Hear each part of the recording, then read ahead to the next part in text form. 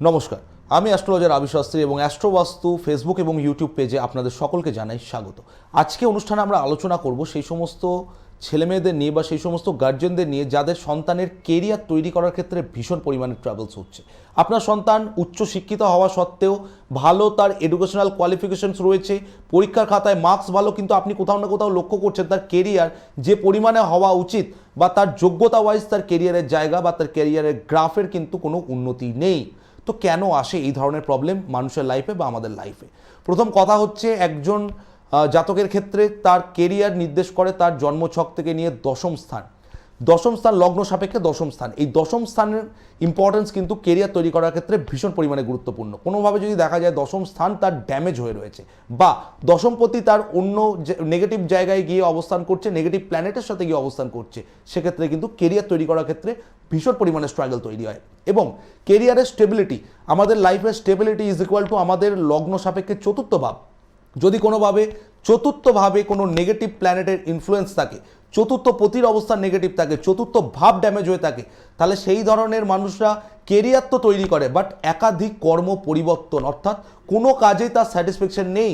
হয়তো এই মুহূর্তে অনেক মানুষ আমার কথা শুনছেন, আমার কথার সাথে আপনারা রিলেট করতে পারছেন।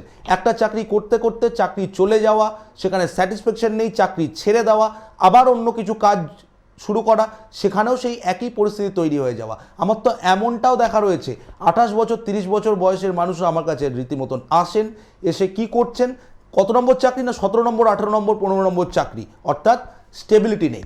জন্মছক সাপেক্ষে যে কথাগুলো আমি বললাম, দশম স্থান কেরিয়ারের জন্য ভীষণ পরিমাণে ইম্পর্টেন্ট, এবং দশমের সপ্তম বা লগ্ন সাপেক্ষে চতুর্থ, যেটা হচ্ছে লগ্ন সাপেক্ষে চতুর্থ স্থান, দ্যাট ইজ আপনার লাইফের স্টেবিলিটি। এবার আমি আসবো আপনার বাস্তুর কথায়। দেখুন, আমি বারবার করে বলি, আমাদের বাস্তুশাস্ত্র, আমাদের বাস্তু হচ্ছে পঞ্চতত্ত্বের সংমিশ্রণ, ক্ষিতি অপ তেজ মরুদ বোম, অর্থাৎ অগ্নি পৃথিবী বায়ু জল এবং আকাশ তত্ত্ব। এই 5টা তত্ত্ব আমাদের বাস্তুর কোনো না কোনো দিককে নির্দেশ করে।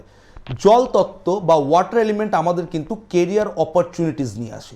এই ওয়াটার এলিমেন্ট যদি আপনার বাস্তুতে কোনোভাবে ঘেটে যায় বা ওয়াটার এলিমেন্ট যদি আপনার বাস্তুতে কোনোভাবে ড্যামেজ হয়ে যায়, তাহলে কিন্তু কেরিয়ার তৈরি করার ক্ষেত্রে ভীষণ পরিমাণে ট্রাভেল হয়। এবার জানাবো ওয়াটার এলিমেন্ট আপনার বাস্তুর কোন দিককে নির্দেশ করে।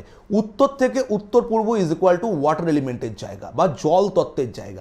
সেখানে দেখুন, যদি আপনি কোনো না কোনোভাবে অগ্নির অবস্থান করে রাখেন, অর্থাৎ লাল রং করে রেখেছেন, মিটার বক্সের অবস্থান করে রেখেছেন, বা সেখানে আপনি রান্নাঘর করে রেখেছেন বা আগুন জ্বালাচ্ছেন, বা সেখানে যদি কোনো না কোনোভাবে আপনি বাথরুম বা ডিসপোজাল অ্যাক্টিভিটি করেন, অর্থাৎ বাথরুম, সেপটিক ট্যাঙ্ক বা কোনো নোংরা আবর্জনা ফেলেছেন, সেখানে আপনি জুতোর র্যাক করে রেখে দিয়েছেন, এই ধরনের জায়গা যদি তৈরি হয়ে থাকে, কেরিয়ার অপরচুনিটিসের ক্ষেত্রে ভীষণ পরিমাণে কিন্তু স্ট্রাগল তৈরি হয়। এমনটাও দেখা গেছে, ভালো চাকরি করা সত্ত্বেও, আপনার সমস্ত কিছু থাকা সত্ত্বেও, আপনার লেবার দেওয়া সত্ত্বেও কোনোভাবে আপনার প্রমোশন বা ইনক্রিমেন্ট আসতে চাইছে না।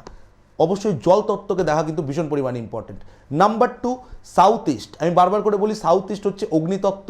অগ্নিতত্ত্ব আমাদের যেটা দেয় সেটা হচ্ছে ক্যাশ ফ্লো বা ক্যাশ লিকুইডিটি, লিকুইড ক্যাশ, অগ্নিতত্ত্ব।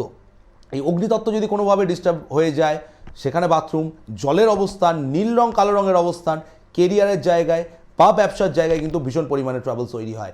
এবং number 3, south west corner.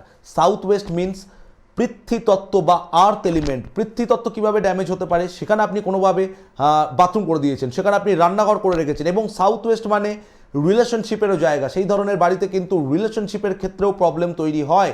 Recently আমি একটা বাস্তু করে আসলাম, তো ভদ্রলোক বহুদিন ধরে তার প্রমোশন আটকে রয়েছে, তো সেই বাস্তুর যখন আমি দেখলাম সাউথ ওয়েস্ট কর্নার ড্যামেজ হয়ে রয়েছে, অর্থাৎ পৃথ্বীতত্ত্বের জায়গা আটকে রয়েছে, স্টেবিলিটি হয়ে রয়েছে, কর্মের জায়গায় স্টেবিলিটি নেই বা উন্নতি আসতে চাইছে না। এবং তার ম্যারিড লাইফের ক্ষেত্রেও কিন্তু প্রবলেম, যেটা উনি আমার কাছে এসেছিলেন কেরিয়ারের জন্য, বাট তার সেই বাস্তবিক পজিশন থেকে যখন আমি ওনাকে বললাম, উনিও শেয়ার করছেন।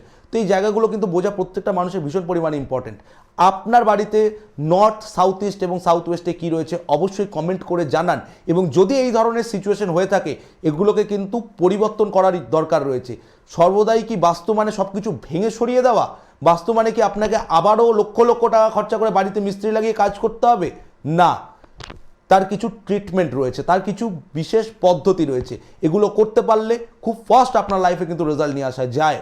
আজকে এইটুকুনি আলোচনা আপনাদের জন্য ছিল। অবশ্যই অনুষ্ঠান ভালো লাগলে চ্যানেলটিকে লাইক করুন, সাবস্ক্রাইব করুন, নিজের প্রিয়জনের সাথে শেয়ার করুন এবং চ্যানেলটিকে সাবস্ক্রাইব করুন। নমস্কার।